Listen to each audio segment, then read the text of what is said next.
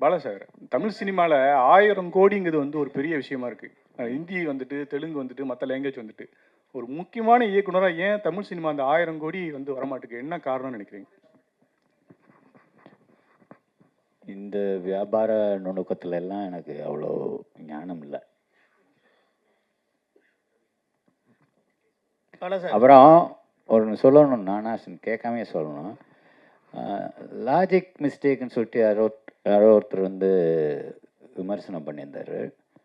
அதில் என்னென்னா, எப்படி ஜெயிலில் ரொம்ப சர்வசாதாரணமாக 2 பொண்ணுங்களும் ஒரு ஃபாதரும் போய் பார்க்குறாங்க, அது வாய்ப்பே இல்லையே அப்படின்னு சொல்லிட்டு. அது ஜெயில் இல்லை.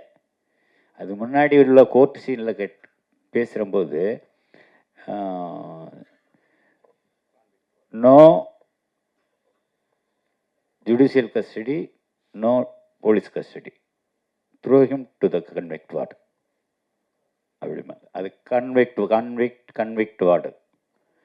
நோயாளிகள் பிரிவு அது அது அந்த ஊருக்குள்ளே இருக்கிற இந்த ஜிஹெச்லேயே இருக்கிற ஒரு பகுதியில் ஒதுக்கி வச்சுருப்பான். அது நோயாளிகள் பிரிவு, அது ஜெயில் இல்லை.